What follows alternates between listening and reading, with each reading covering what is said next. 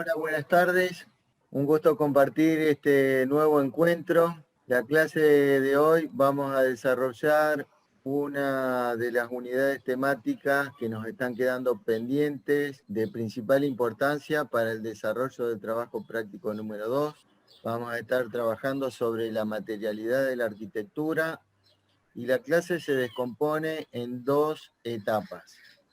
Una primera etapa donde vamos a desarrollar las estructuras, que son el componente dentro de la materialidad que absorbe las cargas, que distribuye los esfuerzos y pone la obra en equilibrio, descargando todos los esfuerzos al terreno.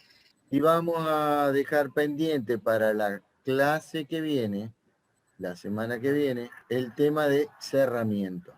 Así que hoy nos vamos a dedicar a estructuras, vamos a presentar las consignas para el desarrollo del trabajo práctico número 2 y luego de la presentación de ese trabajo vamos a hacer un recorrido mediante algunas imágenes para reforzar las ideas fuerza del desarrollo teórico, que son los principios que tienen que aplicar en el trabajo práctico 2.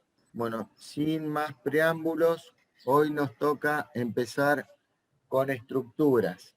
Vamos a retomar algunos contenidos que desarrollamos incluso en el cuatrimestre anterior, orientándonos a lo que nos ocupa, que es la materialidad de la arquitectura. Recorremos una cantidad de factores para llevar adelante la materialización de los proyectos que desarrollamos.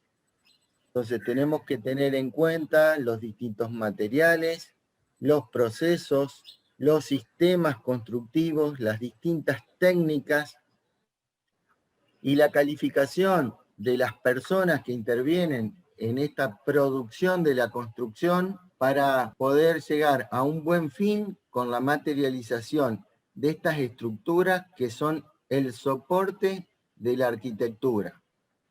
Vamos a retomar la idea de sistema estructural basándonos en la concepción de la teoría general de sistemas que ya vimos en el primer cuatrimestre. Esto como un conjunto de elementos vinculados entre sí para cumplir una función.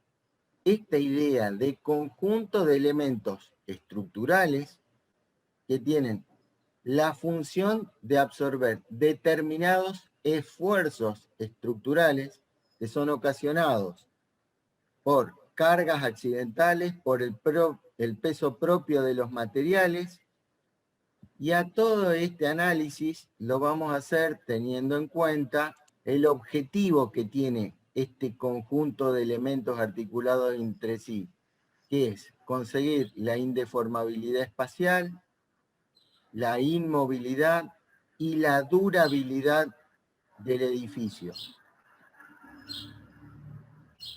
Basados en la tercera ley de Newton, vamos a poder reconocer el principio de acción y reacción, cómo las cargas de un edificio son trasladadas al terreno y en esta descomposición de cargas activas al suelo, generamos ahí la reacción que pone en equilibrio nuestra estructura. De esto se trata, de tomar un proyecto o una obra construida y poder deconstruirla, poder entender qué pasa por dentro de cada uno de los componentes de la estructura de un edificio. Cuáles son las cargas, cuáles son los esfuerzos y cómo se transmiten de un componente a otro hasta llegar al terreno para poner a esa estructura en equilibrio. Volvemos acá de la teoría general de sistemas, de esta teoría desarrollada por Betalanffy. Vamos hilvanando, vamos a ir recorriendo en el desarrollo de esta clase cuáles son los elementos que en conjunto y vinculados entre sí pueden soportar una función, pueden cumplir con los objetivos que nos proponíamos al principio, de la indeformabilidad, de la durabilidad, de la estabilidad. Y ahora lo que vamos a hacer a continuación es reconocer cuáles son los esfuerzos principales que trabajan en los distintos componentes estructurales, como la compresión, tracción, flexión, torsión, corte y pandeo. Como ustedes pueden reconocer al escucharme, estamos refrescando y reforzando algunos contenidos que ya fueron desarrollados en el taller introductorio. En este momento, analizados y puestos al servicio de la arquitectura específicamente. Cuando hablamos de compresión, nos referimos al esfuerzo que se genera sobre un componente estructural cuando hay fuerzas que operan en un sentido contrapuesto y en la misma línea de trabajo, en el mismo eje de trabajo, y lo que hacen es como aplastar la pieza, comprimirla, como podemos ver en la animación que tenemos a la izquierda de la pantalla. ¿En qué elementos estructurales de la Ville-Savoie, esta obra significativa dentro de lo que fue el movimiento moderno, podemos reconocer este esfuerzo?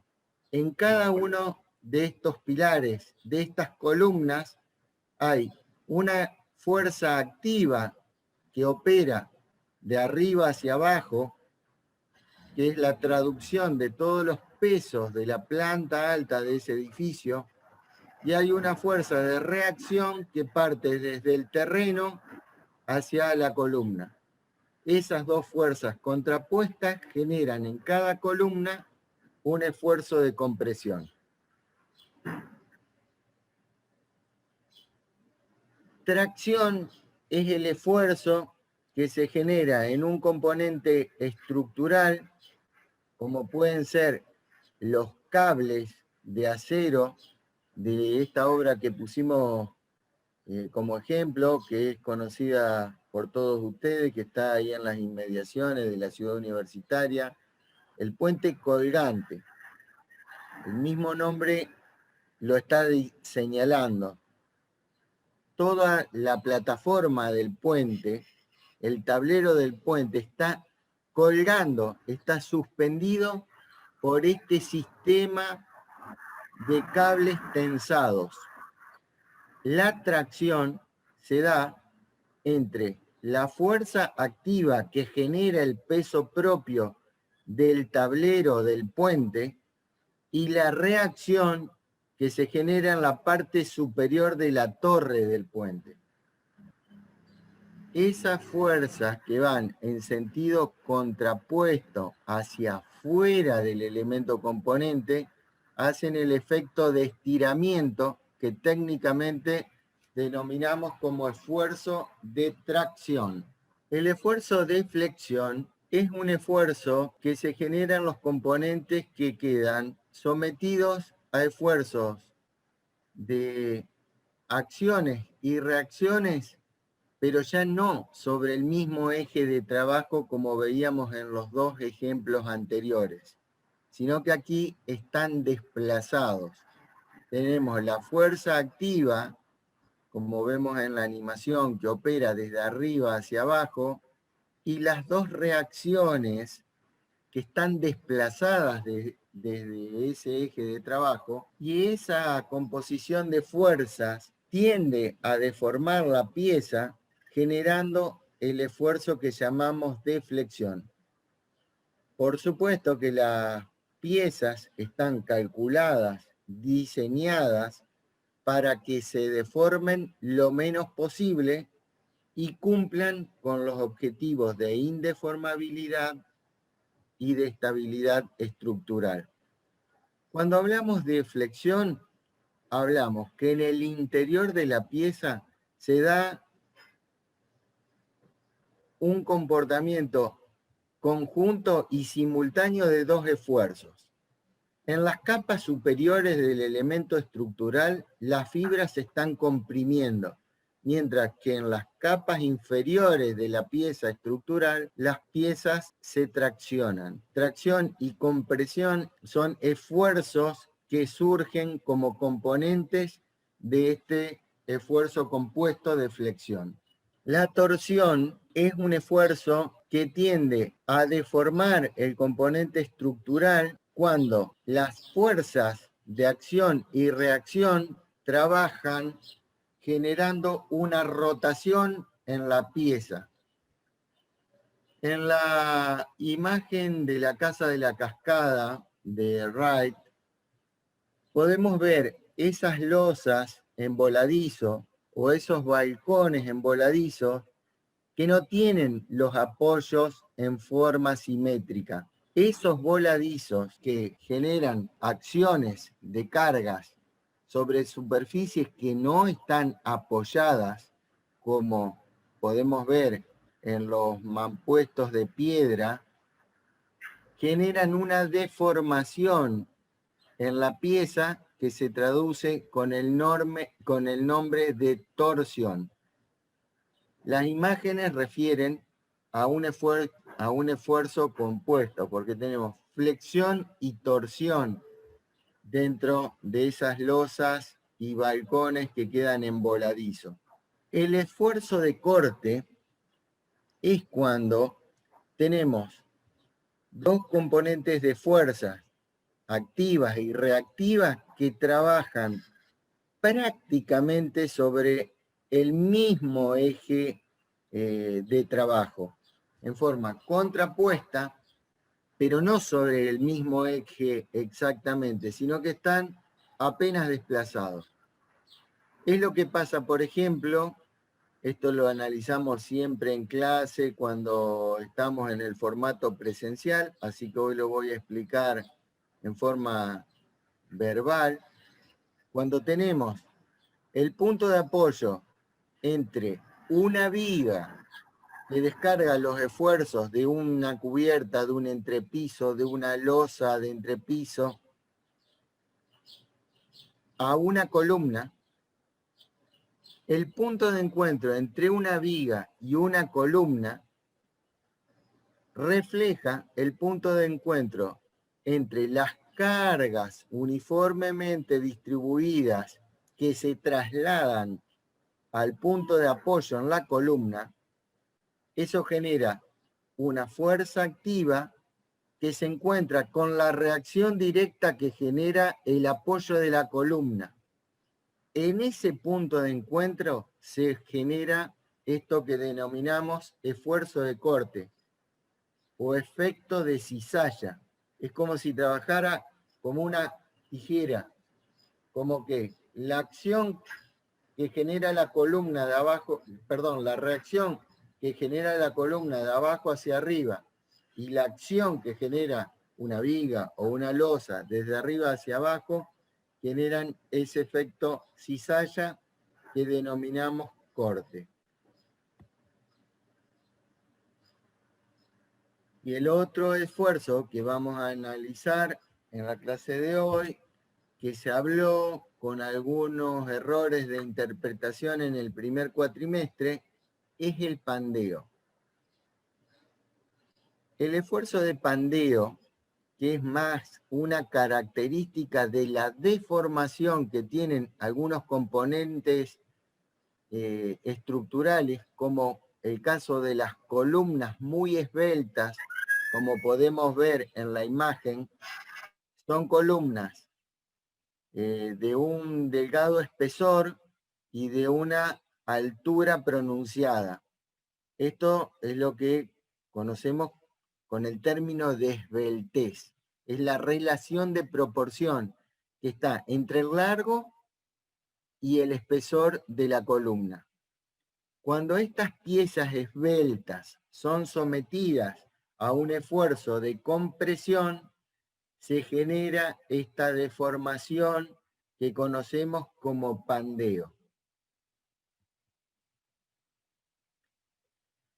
Vamos a ver, de acuerdo al guión que tiene la bibliografía de la cátedra. Esto está dentro de los sistemas estructurales que desarrolla Hodgkinson, que clasifica a las tipologías estructurales como estructuras de forma activa, de vector activo, masa y superficie activa. Vamos a ir viendo ejemplos de cada una para que quede más claro.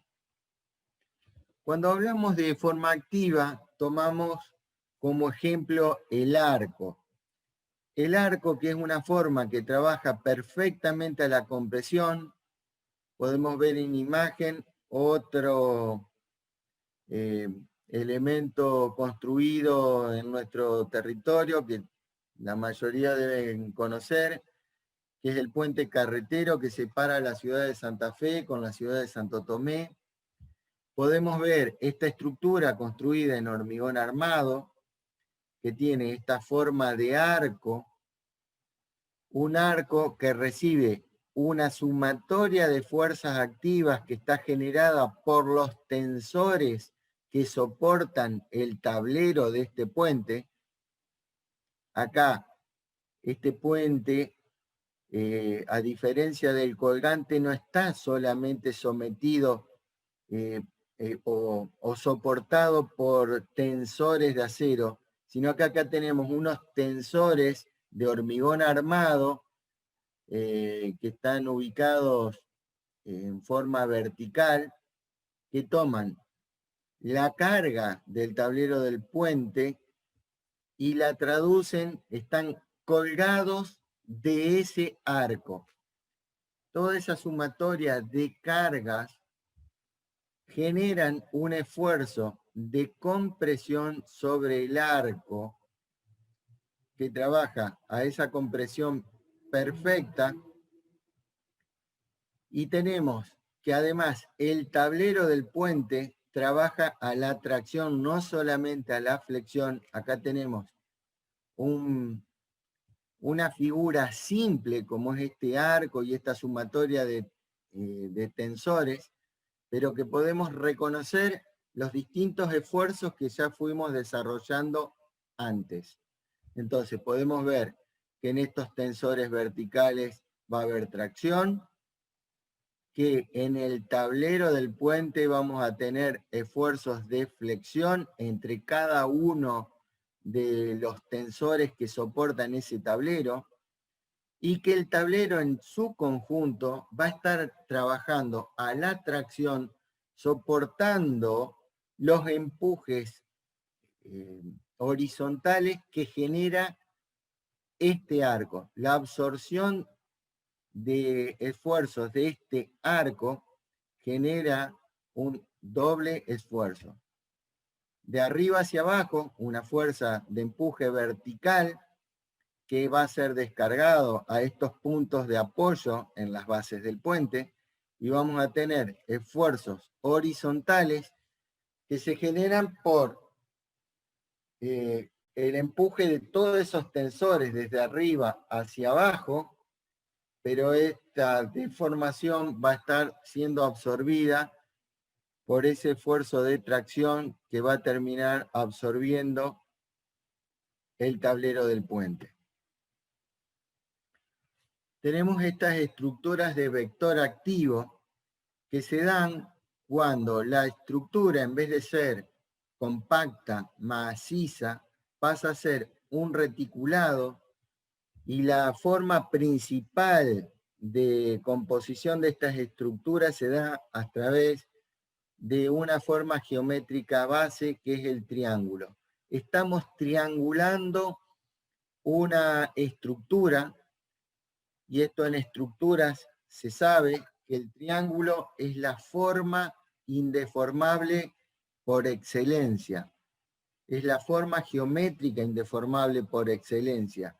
Y tiene la particularidad que más allá de cómo sea la forma y cómo estén distribuidos los esfuerzos dentro de estas estructuras reticulares, los esfuerzos se resumen a dos esfuerzos que ya hemos visto recién, que son el esfuerzo de compresión y tracción a través de cada uno de los elementos que están trabajando en conjunto. Cuando hablamos de estructuras de masa activa, las vigas de directriz recta, como podemos ver en las imágenes, estas vigas de hormigón de una magnitud muy expresiva, resisten a la flexión y absorben los esfuerzos en ese sentido longitudinal y también los esfuerzos perpendiculares a este. Pueden transmitir las cargas a los apoyos laterales. Entonces vemos que acá no tenemos reticulados. Son estructuras de masa compacta. Y tenemos para, en el cuarto punto, ver las superficies de masa activa, que funcionan como lo que se conocen comúnmente como estructuras de cáscara. La continuidad de la superficie en dos direcciones genera la estabilidad a través del vínculo con los apoyos. Esta es una obra muy conocida, la ópera de Sidney, que tuvo un gran rechazo en el momento en que se presentó esta propuesta arquitectónica en una sociedad muy conservadora. El arquitecto John Hudson no fue quien terminó la obra, es el autor de esta obra, y tuvo que abandonar la obra por la gran oposición que hubo en su momento para la construcción de esto, porque resultaba una obra novedosa frente a lo que la historia de la arquitectura proponía. Esta obra, que generó un gran rechazo en una sociedad conservadora, que no pudo reconocer que esta obra se convertiría hoy en el ícono representativo de la ciudad. Esta obra está ubicada en Sydney, en Australia. Siguiendo de la mano de estas clasificaciones de estructuras, porque hay distintas maneras de definir a las estructuras, así que acá estamos haciendo un repaso por lo que es la bibliografía de la cátedra. Vamos a hablar de distintas maneras de resolver estas estructuras en forma compacta, en forma de armazón y en forma laminar. Y como van a poder apreciar en el desarrollo, tenemos imágenes que nos sirven para ilustrar y poder comprender cómo podemos decir que en esta estructura compactas podemos encontrar la relación con lo que antes definíamos como de masa activa. Entonces, para desarrollar este ejemplo, que también guarda relación con las estructuras y los componentes de un arco y demás, podemos ver en este ejemplo de una central nuclear como la masa de hormigón armado, tenemos acá el sistema constructivo, el hormigón armado y la estructura de masa para poder proteger las radiaciones frente a una pérdida de un generador nuclear, de un reactor nuclear. Unas estructuras mucho más livianas, esto está en relación con las estructuras reticuladas de vector activo que acabamos de ver con anterioridad. Entonces, estas estructuras de esqueleto sobre base de diversos componentes que podemos denominar como columnas, tensores, correas, pueden dar soporte a distintos tipos de tabiques o de cerramientos para conformar la materialidad de la arquitectura. Pero de esto vamos a hablar la clase que viene también. Y no podemos hablar de estructuras laminares sin tener en la interpretación de esta imagen una identificación con lo que veíamos en las estructuras de cáscara en el ejemplo de la ópera de Sydney. Estas bóvedas de cáscara de hormigón armado que al mismo tiempo que son estructuras, son el cerramiento también. Vamos a ver a continuación distintos materiales que son empleados tanto para las estructuras, y ya me adelanto, como para los cerramientos también. Así que vamos a ver desde piedra, maderas, metales, compuestos, y cómo los empleamos y cómo han evolucionado estos componentes, estos distintos materiales para la fabricación de componentes estructurales en distintos momentos históricos. Analizando las piedras, tenemos acá en una de las imágenes una foto del Partenón. Esto pertenece a la arquitectura clásica griega. Acá este edificio construido hace más de 2500 años atrás, que todavía sobrevive en pie, está construido con piedras naturales, con piedras de mármol superpuestas. Y lo que podemos ver en la imagen que está por abajo son muros construidos con otro tipo de piedras naturales, que pueden ser piedras graníticas, piedras calcáreas, y el hombre ha utilizado siempre piedras naturales con las características de las piedras que encontró en el lugar que le tocó actuar. Con la evolución de la tecnología y en lugares donde no encontró piedras naturales, pudo materializar piedras artificiales. Lo que está en la parte inferior a la derecha de la imagen son ladrillos, ladrillos cerámicos, lo que se conoce como ladrillos comunes.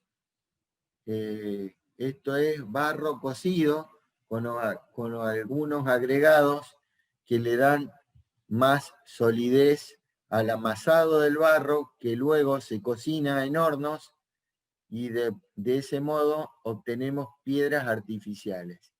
Y en la parte superior, en el cuadrante superior a la derecha, vemos bloques de hormigón celular que están curados con autoclave. Son piedras artificiales también que tienen menor peso específico que el agua. Esos bloques flotan. Son bloques que tienen una alta eficiencia energética que hacen sostenible las posibilidades de construir en la contemporaneidad. Cuando nos referimos a maderas, podemos reconocer el empleo desde maderas naturales a maderas reconstituidas. Podemos hablar de maderas artificiales o de componentes, como pueden ser los tableros de madera reconstituida. En la imagen superior a la izquierda vemos maderas naturales. Hacia abajo vemos maderas reconstituidas. Acá en el medio local hay una empresa que produce estos componentes, como pueden ser tableros, columnas o vigas de madera reconstituida con distintas secciones de maderas naturales que son vinculadas entre sí a través de resinas poliméricas y generan componentes estructurales de mayor resistencia. Y hacia la derecha podemos reconocer otro tipo de madera reconstituida, son los tableros conocidos como OSB, que son tableros conformados por fibras de madera orientada. Esa es la traducción de la sigla. En realidad están orientadas en cualquier sentido. Acá lo que tenemos es que de viruta de madera podemos componer tableros que son muy utilizados con los sistemas constructivos que se están desarrollando en los últimos tiempos. Me estoy refiriendo a sistemas de entramado metálico o entramado de madera, como pueden ser steel frame o platform frame, de los que ya van a escuchar hablar en los años sucesivos en las distintas materias que tienen que ver con el área de tecnología de la arquitectura. Y para completar este tipo de compuestos de madera, tenemos también los laminados fenólicos. Pasando a los metales, podemos ver distintos ejemplos de cómo se procesa el metal, que puede ser en hierro, en acero.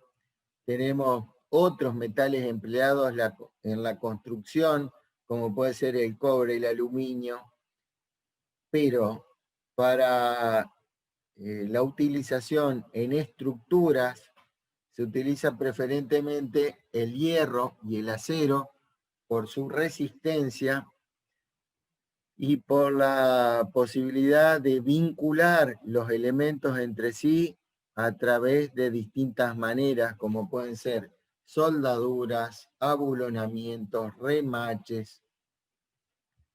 Y lo que podemos apreciar dentro de estos círculos que ejemplifican es la forma en la que los podemos encontrar en el mercado para poder diseñar, proyectar y construir distintas soluciones estructurales. Y acá podemos ver imágenes de perfiles metálicos, barras, perfiles fundidos en caliente o perfiles plegados en frío, como también podemos ver tubos estructurales que pueden ser de sección rectangular, circular, cuadrada, etc. Y pasando a los compuestos están conformados por distintos materiales. Pueden ser compuestos de madera, como veíamos con las maderas reconstituidas, o pueden ser compuestos por distintos tipos de fibra que se van vinculando de distintas maneras. A la derecha de la imagen podemos ver estos gaviones de piedra. Son las piedras que están vinculadas por un entramado metálico. Y en la imagen superior vemos un entramado de perfiles metálicos, que es como la estructura básica de uno de los sistemas constructivos que les nombraba, como puede ser el steel frame. Y los compuestos poliméricos son fibras, la más común y conocida es los compuestos que se conocen como PRFB, plástico reforzado con fibra de vidrio. ¿Quién no ha escuchado hablar de estructuras conformadas por fibra de vidrio? Toda la industria náutica está basada en este tipo de compuestos. Se trata de fibras de vidrio que están vinculadas entre sí por resinas poliméricas. Y con ese tipo de resinas poliméricas podemos vincular otro tipo de fibra un poco más sofisticada y mayor de mayor resistencia también, como pueden ser las fibras de Kevlar o las fibras de carbono, que se utilizan en la construcción para la reparación o refuerzos de algunas partes estructurales que necesitan poder resolver grandes solicitaciones. Me estoy refiriendo a puentes. Las fibras de carbono superan la resistencia que tiene, por ejemplo, el acero. Vamos a empezar ahora el desarrollo de la generación de la forma estructural. Es necesario que pongan atención porque de estos puntos que vamos a desarrollar a continuación surgen algunas orientaciones de los conocimientos básicos que vamos a tener que echar mano para el análisis y desarrollo del trabajo práctico número 2. Así que, cuando hablamos de la interpretación de la generación de la forma de una estructura, nos vamos a basar en dos ideas básicas, que son el concepto de generatriz y el concepto de directriz. Entonces, ¿qué es una directriz? Que puede estar basada en los elementos básicos de la geometría euclidiana, como son el punto, la línea y el plano, y la directriz, que va a tener distintas formas de desarrollo, pero vamos a ir viéndolo a continuación. Entonces, ¿qué nos dice la teoría básica de la geometría? El elemento básico de la geometría es el punto. Si tomamos al punto como generatriz, la teoría de la geometría nos dice que la traslación continua de un punto en el espacio nos da como resultado una línea. Ahora, de acuerdo a cómo sea la trayectoria de esa traslación continua, la línea puede ser recta o la línea puede ser curva.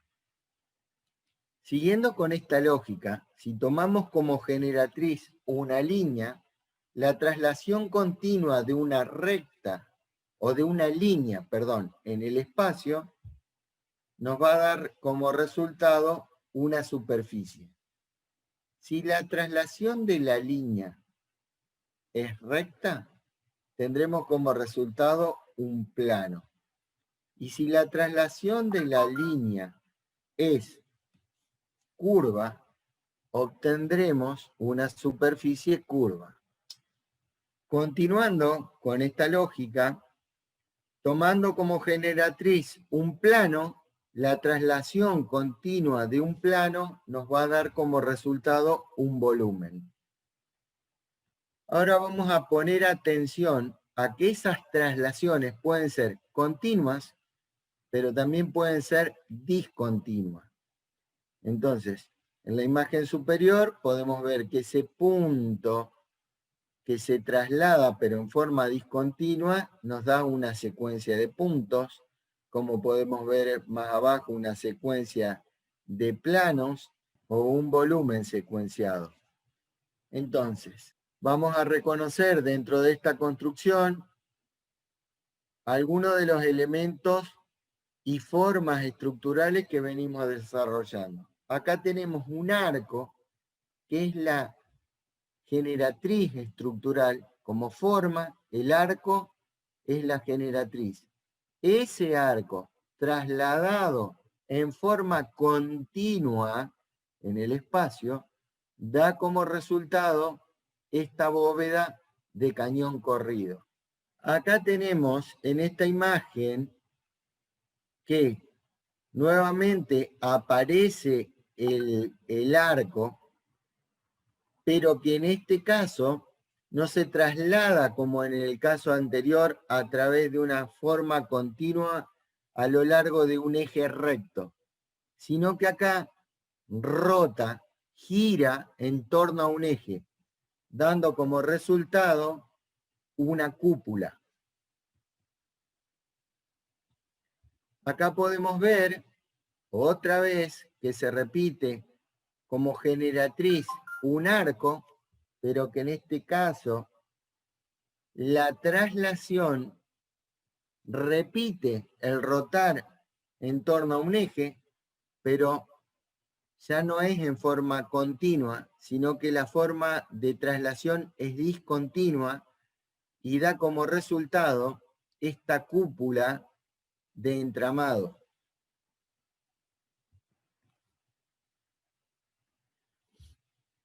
Acá podemos ver en esta imagen, en esta estructura generatriz que está compuesta por columnas y estos pórticos como estructura principal.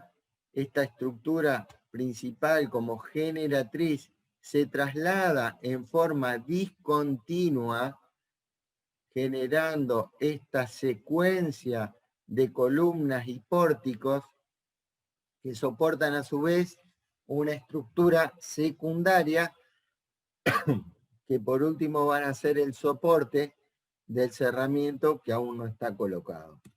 Y con esto, entonces, cerramos la primera parte de la exposición con respecto a los distintos tipos de estructuras y la forma en que se compone la estructura.